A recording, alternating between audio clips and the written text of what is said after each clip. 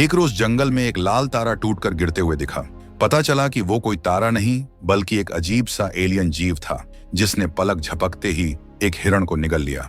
दुर्भाग्यवश हैरी और रूथ उसी जंगल में हाइकिंग करने गए थे। रूथ अंदर से सहमी हुई थी क्योंकि आज वो पहली बार किसी जंगल में आई थी। वहीं हैरी यहाँ पहले भी कई दफा आ चुका था। तभी रुथ को महसूस हुआ कि कोई उनका पीछा कर रहा है। उसने पलटकर देखा, पर दूर दूर तक सिर्फ पत्तियों की सरसराहट थी। वे एक एकांत जगह पर जाकर अपना कैंप लगा लिए, फिर खाना बनाए, खाएं और खूब एंजॉय किए। देर रात को रूथ को टॉयलेट लगा तो वो कैंप से बाहर निकली। तभी अचानक उसके सामने से कोई गुजरा। वो एक हिरण था जिससे वो खामखां डर गई थी। अगली सुबह हैरी रूथ को जंगल के आखिरी छोर पर ले गया जहां से समुद्र का नजारा देखने लायक था। यहीं पर उसने रूथ से शादी करने के लिए प्रपोज किया। वे पिछले 5 साल से रिलेशनशिप में थे और अब हैरी शादी के अटूट बंधन में बंधना चाहता था। इससे पहले कि रूथ कुछ कह पाती, उसे दम घुटने का दौरा पड़ गया। यह दौरा उसे ज्यादा तनाव लेने पर पड़ता था, लेकिन दवा लेने के बाद वह सामान्य हो जाती थी। होश में आने के बाद उसने हैरी के प्रपोजल को ठुकरा दिया। इस बात को लेकर उनके बीच काफी बहस हुई। आखिरकार गुस्से में आकर हैरी अकेले ही जंगल में घूमने चला गया। रूथ को अपने डॉक्टर को फोन करना था, इसलिए वह नेटवर्क की तलाश में आगे बढ़ी। तभी उसे एक जगह हिरण का शव दिखाई दिया जिसका चेहरा बीच से 2 हिस्सों में फटा हुआ था और पूरे शरीर पर कोई अजीब रासायनिक लिक्विड जैसा लगा हुआ था। ये वही एक सिंह वाला हिरण था जिसे हमने शुरुआत में देखा था। एक तो रूथ वैसे ही डरी हुई थी, ऊपर से हैरी अचानक पीछे से आकर उसे डरा दिया। आज रात रूथ और हैरी के बीच सुलह भी हो गई। रूथ को हमेशा से लगता था कि शादी के बाद लोग बदल जाते हैं, आपस में झगड़ते हैं और फिर अलग हो जाते हैं, जैसा कि उसके मम्मी पापा के साथ हुआ था। वो हैरी से बेहद प्यार करती थी और किसी भी कीमत पर उसे खोना नहीं चाहती थी। अगली सुबह वो कैंप से कुछ दूर शौच के लिए निकली। रास्ते में उसे एक गुफा दिखी जिसके अंदर नीले रंग का कोई तरल पदार्थ चमक रहा था। डरते डरते गुफा के अंदर गई तो वहां का नजारा देख जोर से चीख पड़ी। आधे घंटे बीत गए। जब वो वापस नहीं लौटी तो हैरी उसे ढूंढने के लिए निकल पड़ा। पता चला कि वो एक जगह पर सुन्न होकर खड़ी थी और हैरी के जोर से चिल्लाने के बावजूद जवाब नहीं दे रही थी। पूछने पर उसने कहा कि सब कुछ ठीक है, लेकिन उसके चेहरे को देखकर ऐसा लग तो नहीं रहा था। देर रात जब हैरी नींद से जागा तो उसने देखा कि रूथ गायब थी। वह तुरंत लालटेन लेकर बाहर निकला और उसे आवाज देने लगा। तभी पीछे से उसे कुछ हलचल सुनाई दी।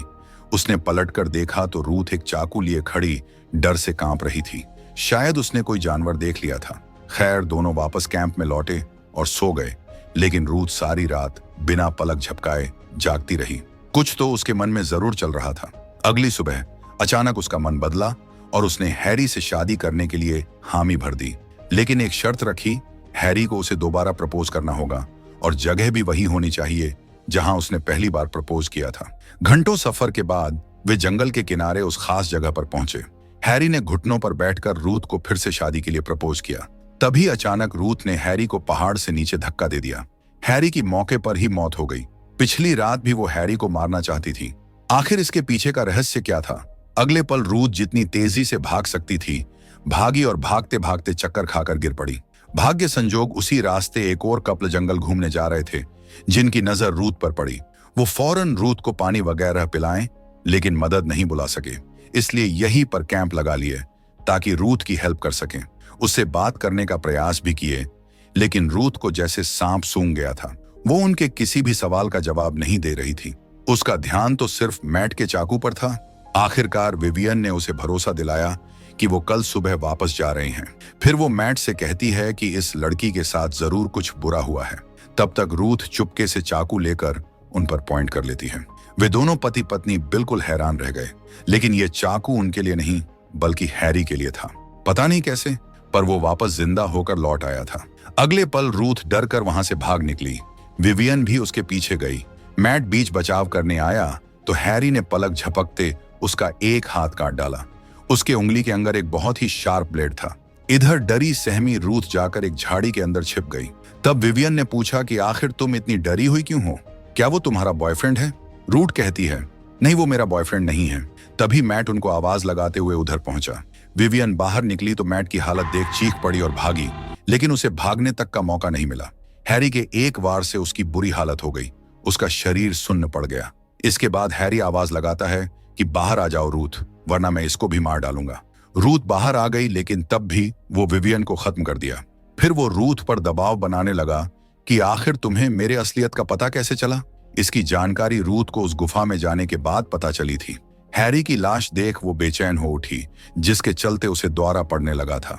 इस चक्कर में उसकी सारी गोलियां गिर गई, जिस पर उसका ध्यान नहीं गया था। यही वजह था कि उस वक्त वो हैरी के चिल्लाने पर भी बुत बनकर खड़ी रही थी। वैसे तुम किस प्रकार के जीव हो? हैरी के अंदर मौजूद एलियन कहता है कि मैं एक स्काउट हूं और मुझे पृथ्वी पर स्काउटिंग के लिए भेजा गया है। फिर वो रूथ को मारने की कोशिश करता है, लेकिन उसका दिल उसे ऐसा करने की इजाजत नहीं देता। इससे वो स्वयं परेशान हो जाता है कि आखिर उसे हो क्या रहा है। दिमाग पर जोर देने के बाद वह समझ पाता है कि उसके अंदर हैरी की सारी भावनाएं समा गई हैं। वो रूथ से प्यार करता है, इसलिए उसे मारने में उसे तकलीफ हो रही है। ऐसी भावनाओं का एहसास उसे जीवन में पहली बार हुआ था। वह असमंजस में पड़कर स्वयं से सवाल करने लगता है कि क्या यह भी संभव हो सकता है। इस बीच रूथ को जैसे ही मौका मिला वो भाग निकली, लेकिन इसका भी कोई फायदा नहीं हुआ। उसने एक लकड़ी उठाकर एलियन के जबड़े पर वार किया, पर उसका घाव चुटकियों में ठीक हो गया। मतलब रूथ हर तरह से उसके सामने बेबस थी। हार पछताकर उसने पूछा, तुम्हें मुझसे क्या चाहिए? इस पर एलियन कहता है, मैं तुमसे प्यार करता हूं और तुम्हें कुछ दिखाना चाहता हूं। इसके बाद वह उसे समुद्र किनारे ले गया, जहां उसका अदृश्य अंतरिक्ष यान था। उसके आदेश देते ही वह अदृश्य यान प्रकट हो गया। रूथ को अपनी आंखों पर विश्वास नहीं हो रहा था कि यह सब वाकई उसके साथ हो रहा है। इतना ही नहीं, एलियन बहुत जल्द पृथ्वी पर कब्जा करने वाले थे। यह एलियन यहाँ के हालात का जायजा लेकर अपने ग्रह पर जानकारी भेज चुका था। वह नहीं चाहता था कि एलियनों और इंसानों के बीच युद्ध छिड़ने के बाद रूथ को कुछ हो। इसके लिए उसके पास एक शानदार योजना थी। वह रूथ से कहता है, हम दोनों किसी एकांत ग्रह पर जाकर नई शुरुआत कर सकते हैं। रूथ उसकी बातें सुन तो रही थी, पर उसका पूरा ध्यान एलियन के चाकू पर टिका था। वह उसकी बातों पर हामी भरती गई और जैसे ही मौका मिला उसने चाकू उसके सीने में उतार दिया और समुद्र में भाग निकली। लेकिन यह एलियन तो उसके पीछे हाथ धोकर पड़ चुका था। रूथ को पकड़ने के लिए उसने बिना सोचे समुद्र में छलांग लगा दी, जो उसकी सबसे बड़ी गलती साबित हुई। उसके खून की गंध ने एक शार्क को आकर्षित किया, जो तेजी से आई और उसे जकड़ ले गई। यह रूथ के लिए सुनहरा मौका था। वो फुर्ती से पानी से बाहर निकली और पूरी ताकत से दौड़ पड़ी। कुछ देर बाद लगा कि खतरा टल गया, लेकिन तभी वो एलियन शार्क को मारकर पानी से बाहर निकल आया। इधर रूथ किसी तरह कैंप तक पहुंची, तभी भूख के मारे उसे चक्कर आने लगे। उसने जल्दी से कुछ खाया और जैसे ही वापस जाने के लिए उठी, उसे दौरा पड़ने लगा। गनीमत थी कि उसके पास एक टैबलेट बची थी। उसे खाने के बाद वह ठीक हुई, लेकिन तभी एलियन ने पीछे से आकर उसे दबोच लिया। वो रूथ से कहता है कि मैं तुम्हें बचाने की कोशिश कर रहा हूं और तुम हो कि दूर भागे जा रही हो। उसका जवाब रूथ के आंखों से छलक आए। जब बात सीधे तरीके से नहीं बनी तो वो एलियन अपनी वाली पर उतर आया। उसने खुद को रूथ से जोड़ा और अपने को उसके रूप में रूपांतरित कर लिया। अब वो रूथ के हर एक अच्छे पलों को महसूस कर पा रहा था। हालांकि वो ये भूल बैठा कि उसके साथ रूथ के दर्द भी आएंगे। रूथ एलियन को अपने अतीत की उन भयावह यादों में ले गई, जब उसके माता पिता दिन रात झगड़ते थे। एक दिन उसके पिता ने आत्महत्या कर ली थी। उन बचपन के दर्दनाक पलों को महसूस करते ही एलियन का दम घुटने लगा। वह तुरंत रूथ से अलग हुआ और पास पड़ी दवा की ओर झपटा, लेकिन दवा पहले ही खत्म हो चुकी थी। रूथ ने हिम्मत जुटाई और जोर जबरदस्ती कर खुद को आजाद कर लिया। एलियन को तड़पते देख वह एक पल के लिए भावुक हो उठी। उसने एलियन को भरोसा दिलाया कि वो उसकी मदद कर सकती है, लेकिन जैसे ही उसका ध्यान बंटा, रूथ ने पास पड़े पत्थर को उठाया और एलियन के सिर पर ताबड़तोड़ प्रहार किए उसके सर का कचूमर निकाल दिया। हैरानी की बात थी कि एलियन अभी भी जीवित था। उसने अपनी रहस्यमयी हीलिंग पावर से खुद को ठीक करना शुरू कर दिया। रूथ ने समय बर्बाद नहीं किया। वो सारी बाधाओं को पार करते हुए जंगल से बाहर निकल आई। तभी आसमान में असंख्य लाल तारे धरती पर गिरते हुए दिखे। दोस्तों, दूसरी कहानी इससे भी ज्यादा दमदार है, लेकिन कुछ तकनीकी समस्याओं के कारण यह वीडियो हटाया गया था। जो लोग इसे पहले देख चुके हैं वे इसे छोड़ सकते हैं। एक पुरानी और सुनसान सी दिखने वाली बिल्डिंग के अंदर एक शख्स को कुर्सी से बांध कर रखा गया था। कमरे में सन्नाटा था, बस उसकी हल्की कराहटें गूंज रही थीं। तभी एक अनजान शख्स उसके इर्द गिर्द पेट्रोल छिड़कना शुरू किया। फिर पेट्रोल से भीगी एक मसाल जलाई और उसे बिल्डिंग के नीचे कोने में फेंक दिया। आग धीरे धीरे फैलने लगी, पर उस शख्स ने एक चीज नजरअंदाज कर दी। वहीं पर गैस सिलेंडर पड़े थे। जैसे ही आग ने उसे छुआ, एक जोरदार धमाका हुआ और वो अनजान शख्स खुद भी उसी धमाके के चपेट में आ गया। कुछ देर बाद जब फायर फाइटर्स आग बुझाकर अंदर घुसे तो उन्हें वहीं अनजान शख्स मिला जो बुरी तरह झुलस चुका था। उसे तुरंत नजदीकी हॉस्पिटल में भर्ती किया गया। डॉक्टर यून और ली यूजोंग ने अपनी तरफ से पूरी कोशिश की। आखिरकार वे उसे बचाने में कामयाब तो रहे, लेकिन फेफड़ों में धुआं भरने की वजह से अब उस शख्स की आवाज पहले जैसी नहीं रहेगी। डॉक्टर के पूछने पर उस शख्स ने अपना नाम पार्क जे-योंग बताया, जिसे सुन ली यूजोंग सोच में पड़ गई। शायद इस शख्स से ली का जरूर कोई वास्ता था। दूसरी तरफ हम एक मनी लेंडर को देखते हैं जो एक पार्क नाम के आदमी के पीछे पड़ा था। दरअसल पार्क ने मनी लेंडर से उधार पैसे लिए थे और उन्हें शेयर मार्केट में डुबा दिया था, लेकिन कई महीनों से वो पैसे लौटा नहीं रहा था। मनी लेंडर उसे अपने अड्डे पर उठा ले गया। वहां एक डॉक्टर किसी शख्स के बॉडी पार्ट्स निकाल रहा था, जिसे देख पार्क की हालत खराब हो गई। वो गिड़गिड़ाने लगा, उसे अपना अंत नजदीक नजर आने लगा। आखिरकार मनी लेंडर ने उसकी बात सुनी और उसे 1 महीने का टाइम दे दिया। अगले दिन जब पार्क अपने घर पर चोरी कर रहा था तो उसे अपने डैड का एक इंश्योरेंस पेपर मिला, जिसमें लिखा था कि अगर उनके साथ कोई एक्सीडेंट होता है और वो मर जाते हैं तो क्लेम की रकम 500 मिलियन वॉन होगी। ये पढ़ते ही पार्क की आंखें चौंधिया गईं। इतने पैसों से वो अपना कर्ज चुका सकता था, लेकिन अब सवाल ये था कि अपने ही पिता को कैसे रास्ते से हटाए। अगले दिन काम पर उसने देखा कि एक चीनी वर्कर को नौकरी से निकाला जा रहा था। वो आदमी गिड़गिड़ाया, लेकिन जब सुपरवाइजर ने उसकी एक न सुनी तो उसने गुस्से में उस पर चाकू तान दिया और चिल्लाया, मुझे इसलिए निकाला जा रहा है क्योंकि मैं चीनी हूं। उसकी आंखों में मजबूरी और गुस्से का मिला जुला रंग देख पार्क समझ गया कि यही वो आदमी है जो उसका काम कर सकता है। उसने उस वर्कर की मजबूरी का फायदा उठाते हुए उससे एक खतरनाक सौदा किया, अपने ही पिता को रास्ते से हटाने का सौदा। प्लान ये था कि उसके पिता को गाड़ी से टक्कर मारकर मारा जाए ताकि मामला एक हादसा लगे। चीनी वर्कर इस काम के लिए तैयार तो हुआ, लेकिन उसने क्लेम की रकम का 30% मांगा। आखिरकार दोनों के बीच डील तय हो गई। पार्क के पिता रोज की तरह देर रात चर्च से घर लौट रहे थे, तभी चीनी ने उन्हें एक 4 पहिया वाहन से जोरदार टक्कर मार दी। उधर उनका बेटा खुशी की खबर सुनने के इंतजार में आधी रात तक जागता रहा, लेकिन चीनी की कोई खबर नहीं मिली। अगली दोपहर तक भी उसका मोबाइल स्विच ऑफ बता रहा था। तभी पार्क के पास पुलिस स्टेशन से फोन आया। दरअसल पार्क के पिता का देहांत हो चुका था और पुलिस ने बॉडी की शिनाख्त के लिए उसे अस्पताल बुलाया। वहां जाने से पहले पार्क ने बाथरूम में खूब रोने की एक्टिंग की, फिर अस्पताल गया। जब पता चला कि वो बॉडी उसके ही डैड की थी तो पुलिस ऑफिसर के सामने थोड़े मगरमच्छ के आंसू बहा दिए और इस तरह एक कलयुगी बेटे ने अपने ही बाप को ठिकाने लगा दिया। लेकिन ये इतना भी आसान नहीं था। आगे की जब बात पता चली तो पार्क के पैरों तले जमीन खिसक गई। दरअसल उस घटना की एक आई विटनेस थी। पार्क के पिता और मिस किम रोजाना एक ही चर्च जाया करते थे। पिछली शाम जब वे चर्च से लौट रहे थे तभी किम ने वो एक्सीडेंट देखा। गाड़ी का ड्राइवर जानबूझकर पार्क के पिता को मारने की कोशिश कर रहा था। इससे पहले कि किम पुलिस को फोन करती, उस शख्स को किम की मौजूदगी का एहसास हो गया, इसलिए वो उल्टे पांव वहां से भाग निकली। सिर्फ इतना ही नहीं, उसके पिता की लाश एक व्लॉगर को पास की पहाड़ी पर मिली थी। किसी ने उन्हें वहां ले जाकर जमीन में गाड़ दिया था। ये कोई आम हिट एंड रन केस तो बिल्कुल नहीं था। मतलब पार्क के की कराए पर पानी फिर चुका था। दूसरी तरफ एक प्रेमी जोड़ा कार से कहीं जा रहा था। जूयन को पता नहीं क्या नशा चढ़ा, वो एकाएक संग होन से रोमांस करने लगी। तभी कोई शख्स उनकी कार से टकरा गया। संग होन एक डॉक्टर था। वो भागकर उस शख्स की हालत चेक करने गया, लेकिन तब तक उसकी धड़कन थम चुकी थी। अब वे दोनों बुरी तरह फंस चुके थे क्योंकि संग हान पीकर गाड़ी चला रहा था। उसे इस बात का भी डर था कि जू यॉन के साथ अफेयर वाली बात भी सरेआम हो जाएगी, इसलिए पुलिस कंप्लेन करने के बजाय वो उस आदमी को ठिकाने लगाने लगा। हालांकि जू यॉन ऐसा बिल्कुल नहीं करना चाहती थी। इसी तू मैं के बीच उन्हें सड़क किनारे एक कबाड़ बटोरने वाला शख्स दिखा जो उनकी हर हरकत देख चुका था। इससे पहले कि वो अपनी साइकिल लेकर भाग पाता, संग होन बिना देर किए उस पर झपट पड़ा। झड़प में उस कबाड़ी के सिर में चोट लग गई और वो बेहोश हो गया। संग होन ने उसे भी घसीटकर कार में डाला और दोनों को लेकर पहाड़ियों की तरफ निकल पड़ा। जैसे ही वे पहाड़ी पर पहुंचे, वो कबाड़ी होश में आकर शोर मचाने लगा।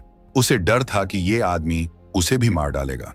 तभी संगहून के दिमाग की बत्ती जली। अगले पल उसने कबाड़ी के अकाउंट में 1 मिलियन वॉन ट्रांसफर कर दिए। ये पैसे उसने उसे बॉडी को दफनाने और अपना मुंह बंद रखने के लिए दिए थे। कबाड़ी भी मना नहीं कर सका। जिसके बाद वे दोनों मिलकर पार्क के पिता के लाश को पहाड़ी पर दफना दिए। लगा कि सब कुछ निपट गया है, लेकिन जब कबाड़ी ने इस राज्य को राज रखने के लिए 20 मिलियन वॉन की मांग की तो संग हन के होश उड़ गए। खैर, अगली सुबह उसने उसे पैसे देकर मामला रफा दफा कर दिया। फिर डैश कैम का मेमोरी कार्ड निकाला और उसे अपने कपड़े वगैरह के साथ कूड़ेदान में फेंक दिया। उसकी पूरी कोशिश थी कि वो अपने पीछे कोई सबूत न छोड़े, लेकिन इतनी एहतियात बरतने के बावजूद कोई उसके पीछे लग चुका था। दरअसल संग हन की बीवी ने उसके अफेयर को रंगे हाथों पकड़ने के लिए एक प्राइवेट डिटेक्टिव हायर किया था और वही डिटेक्टिव अब उसके पीछे थे। अगले दिन वो कबाड़ी फिर से 30 मिलियन वॉन का डिमांड लेकर संग हुन के क्लिनिक पहुंच चुका था। दूसरी तरफ पार्क के पास सिर्फ 16 दिन बचे थे और वो इंश्योरेंस क्लेम के जाल में उलझ चुका था, क्योंकि जब तक जांच पूरी नहीं होती उसके हाथ कुछ नहीं लगने वाला था। ऊपर से चीनी अपने 150 मिलियन वॉन के लिए अलग ही नासूर बना हुआ था। यहाँ चीनी ने पार्क को धमकी देते हुए कहा, अगर तुमने मेरे 150 मिलियन वॉन नहीं दिए तो ये टेप पुलिस को मिलेगी। इस टेप में उनके बीच हुए डील की पूरी रिकॉर्डिंग थी। पार्क कहता है कि तुम्हें बॉडी वहीं सड़क पर छोड़नी थी। अगर मामूल एक्सीडेंट नहीं लगेगा तो कंपनी किस बात का क्लेम देगी। चीनी को इस सब से मतलब नहीं था, उसे तो बस अपने काम के पैसे चाहिए थे। वैसे जाने से पहले वो बताते गया कि एक्सीडेंट के बाद पार्क के पिता जिंदा थे और उन्होंने चीनी की शकल देख ली थी। अगर चीनी उन्हें रोड पर जिंदा छोड़ता तो खुद भी फंस सकता था, इसलिए उसने पार्क के पिता को पहाड़ी पर ले जाकर गाड़ दिया था। दूर खड़ा एक डिटेक्टिव चुपचाप उन दोनों पर नजर रखे हुए था। उसने चीनी का आखिर तक पीछा किया और मौका मिलते ही उसकी जेब से रिकॉर्डिंग डिवाइस निकाल ली, लेकिन वो चीनी को चकमा नहीं दे सका, क्योंकि शुरुआत से ही वो चीनी की नजरों में था और फिर चीनी ने उसे भी हमेशा के लिए खत्म कर दिया। लेकिन अब चीनी की खैर नहीं थी, क्योंकि ये सब करते हुए वो कैमरे में रिकॉर्ड हो चुका था। उसने तुरंत पार्क को इस कत्ल की जानकारी दी और साफ कहा उसे अपने पैसे कल ही चाहिए, क्योंकि वो अगली सुबह चीन जाने वाला है। लेकिन पार्क के पास फूटी कौड़ी भी नहीं थी। ऐसे में उसके पास एक ही रास्ता बचा, उसने चीनी को खत्म करने का प्लान बनाया। अगली सुबह तक डॉक्टर संग हुन की कार दुरुस्त हो चुकी थी। मैकेनिक इस बात से हैरान था कि अगर हिरन उनके कार से टकराई थी तो बम्पर को कुछ क्यों नहीं हुआ। खैर, डॉक्टर के मूड को देख वो मैकेनिक बात बदल दिया कि शायद हिरन उछल गया होगा। आखिर सच में हुआ क्या था ये बात सांग हुन को भी नहीं पता थी, इसलिए वो फौरन उस कूड़ेदान से अपना शूट निकाला जिसके अंदर डैश कैम की मेमोरी थी। फुटेज प्ले होते ही उसका दिमाग सुन्न पड़ गया। किसी ने ब्रिज के ऊपर से लाश उसकी कार पर फेंकी थी और ये हरकत किसी और की नहीं बल्कि उसी कबाड़ी की थी जो अब तक उससे 20 मिलियन वॉन ऐंठ चुका था। ये बात वो तुरंत जू योन को बताया और फिर वे दोनों इस मामले को पुलिस को बताने के लिए मिले। संग होन अपनी कार साइड में लगाकर जू योन की कार में बैठा ही था, तभी किसी ने पीछे से उसको बेहोश कर डाला। दरअसल इस पूरे कांड में कबाड़ी क्योक नाम और जू योन की मिली भगत थी। संग होन उनके लिए खतरा बन चुका था। पुलिस के आवाजाही के चलते वे पास के पहाड़ी पर जा नहीं सकते थे, इसलिए उसे लेकर अपने गांव चल पड़े, इस बात से बेखबर कि कोई उनका पीछा कर रहा था। उनके गांव में एक बहुत पुरानी बिल्डिंग थी जहां पर कोई आता जाता नहीं था। ये संग हुन की कब्र उस बिल्डिंग के पीछे खोदने लगे। कुछ देर बाद जब संग हुन होश में आया तो जू योन की बेवफाई उसके लिए बर्दाश्त के बाहर थी। उसने आप देखा न ताव और गाड़ी से टक्कर मारकर उसकी कहानी हमेशा के लिए खत्म कर दी। हालांकि इसका खामियाजा उसे अपनी जान देकर चुकाना पड़ा। अगले ही पल क्योकनाम ने उसे भी खत्म कर दिया। क्योकनाम के भी पाप का घड़ा भर चुका था, अंत करीब था। यहाँ से कहानी उस दौर में जाती है जब जू योन कॉलेज में थी। होने वाले स्कूल फेस्टिवल के लिए एक प्रमोशनल पैम्पलेट तैयार किया जाना था। उस पैम्पलेट के कवर पर school topper Lee Yu Jong की फोटो छापने का फैसला हुआ। ली यू जोंग को इससे कोई आपत्ति नहीं थी, लेकिन जू योन को यह बर्दाश्त नहीं हुआ, क्योंकि कवर पेज के लिए वो भी एक मजबूत दावेदार थी। इस अपमान का बदला लेने के लिए उसने ली यू जोंग को धोखे से एक रेस्टोरेंट में बुलाया। फिर उसके 3 नकाबपोश साथियों ने ली यू जोंग के साथ वो किया जो उसके माथे पर जिंदगी भर का कलंक बन गया। अब 10 साल बाद ली यू जोंग एक काबिल डॉक्टर बन चुकी थी, लेकिन वो हादसा आज भी उसे नाइटमेयर बनकर सताता था। दूसरी तरफ गांव के उस सुनसान बिल्डिंग में आग लग चुकी थी। फायर फाइटर्स को अंदर एक बॉडी मिली जो पूरी तरह जल चुकी थी। तभी उन्हें सीढ़ियों के पास एक और बंदा मिला जिसकी सांसें अभी चल रही थी। डॉक्टर यून और ली यू जोंग ने अपनी तरफ से पूरी कोशिश की। आखिरकार वे उसे बचाने में कामयाब तो रहे। डॉक्टर के पूछने पर उस शख्स ने अपना नाम पाक जयोंग बताया। डॉक्टर ली यू जोंग सोच में पड़ गई। शायद इस शख्स से डॉक्टर ली का जरूर कोई वास्ता था। हालांकि अपने बॉयफ्रेंड यून के पूछने पर भी उसने कुछ नहीं बताया। ये पीड़ा उसे अंदर ही अंदर खाए जा रही थी और उसका आक्रोश उसकी आंखों में साफ नजर आ रहा था। इसके निवारण के लिए उसने एक डिटेक्टिव एजेंसी की मदद ली। दरअसल उसे उन 4 लोगों के बारे में पता लगाना था जिन्होंने 10 साल पहले उसके साथ ज्यादती की थी। कहानी 10 साल पीछे जाती है और हम डॉक्टर ली को पार्क जाई योंग के साथ देखते हैं। वे दोनों जूयों के बदौलत आज डेट पर थे।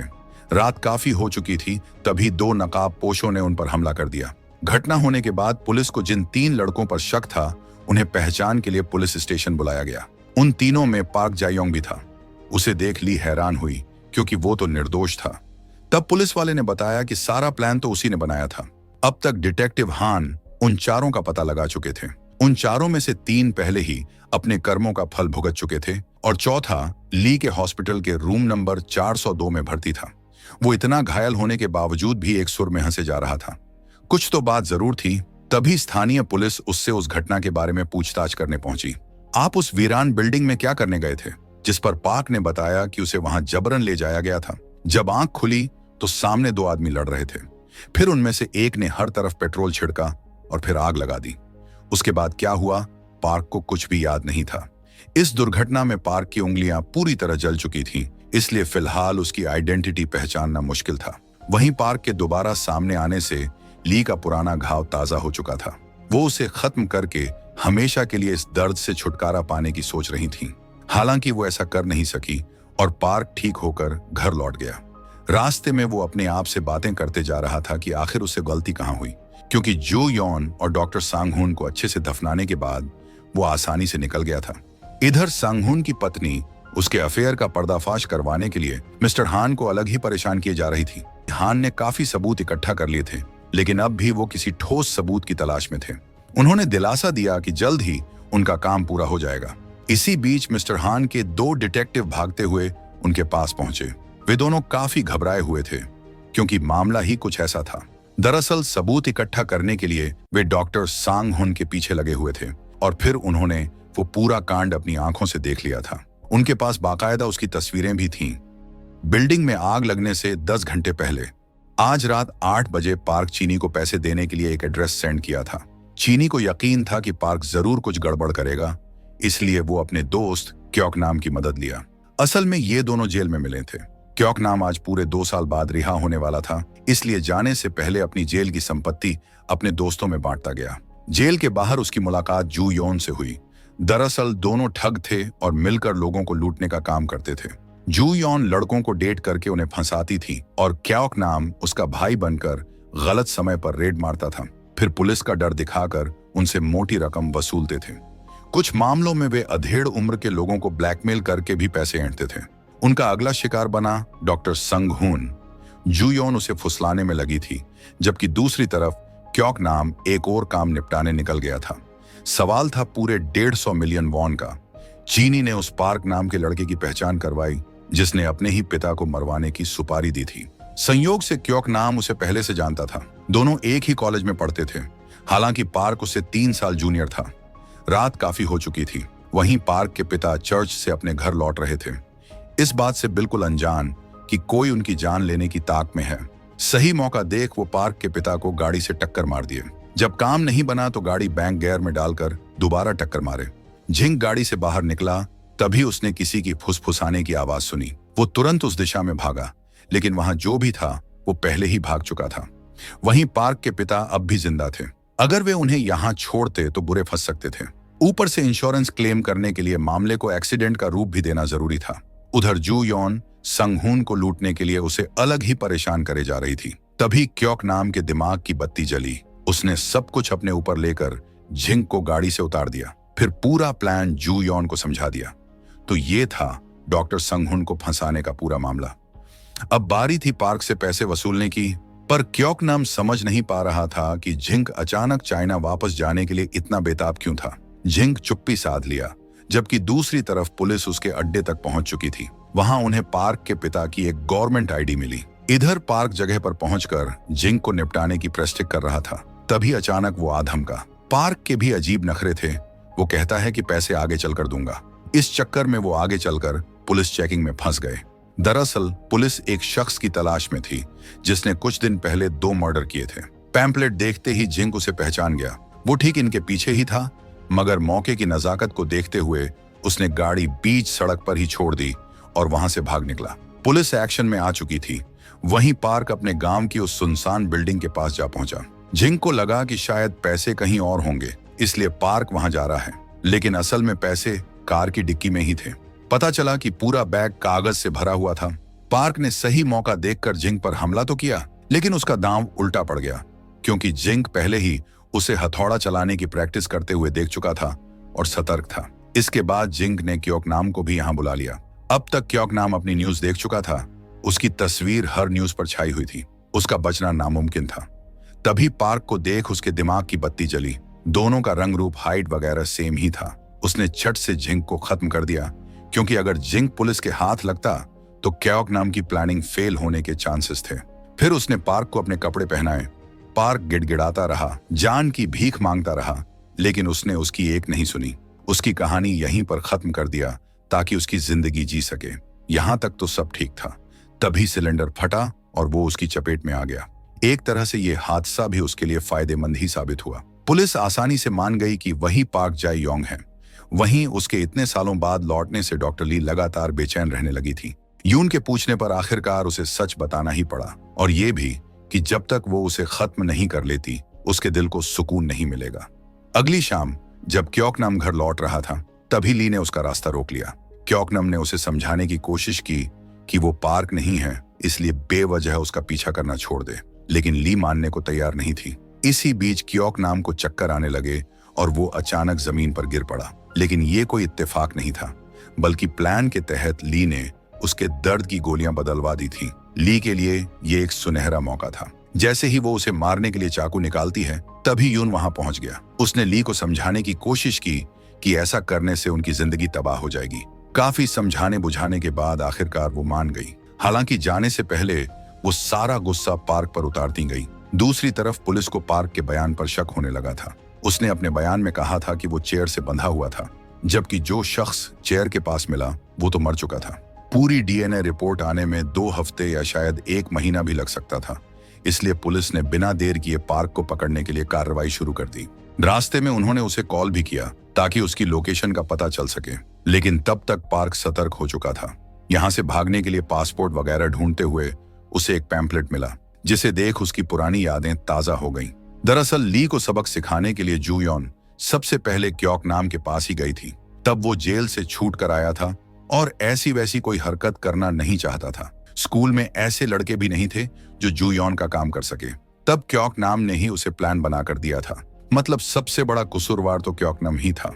अब वो समझ चुका था कि डॉक्टर ली हाथ धोकर पार्क के पीछे क्यों पड़ी थी। कुछ देर बाद पुलिस उसके घर पर आई। तब तक वो बस स्टैंड भाग चुका था। आज पैसे लौटाने की डेडलाइन के पूरे 30 दिन हो चुके थे, लेकिन वो समझ नहीं पा रहा था कि ये नोटिफिकेशन आखिर किस लिए आया है। तभी अचानक कुछ लोग आए और उसे किडनैप कर लिए। दूसरी तरफ हम डॉक्टर यून को देखते हैं, जिनकी पहचान पूरी होते ही दरवाजा खोल दिया गया। यहाँ वो एक्स्ट्रा पैसे कमाने के लिए कभी कभी नाइट ड्यूटी भी कर लिया करता था, लेकिन आज उसकी आखिरी विजिट थी, क्योंकि वो अपने सारे कर्ज चुका चुका था और अब उसके पास इतने पैसे थे कि एक घर खरीद कर ली से शादी कर सके। उसके बॉस भी उसकी बात से पूरी तरह सहमत थे। इसके बाद यून अपने काम पर गया तो विक्टिम उसे जाना पहचाना सा लगा। मास्क हटाया तो दंग रह गया। ये तो वही था जिसने उसकी गर्लफ्रेंड ली की जिंदगी बर्बाद की थी। इसे ही कहते हैं कर्मा। जो करोगे वही एक दिन तुम्हारे सामने आकर खड़ा होगा। यून आमतौर पर काम करने से पहले अपने विक्टिम को बेहोश कर देता था, लेकिन क्योकनम के साथ उसने जरा भी रहम नहीं दिखाया। तो दोस्तों, ये थी कोरियन वेब सीरीज कर्मा की कहानी। उम्मीद है आपको ये कहानी पसंद आई होगी।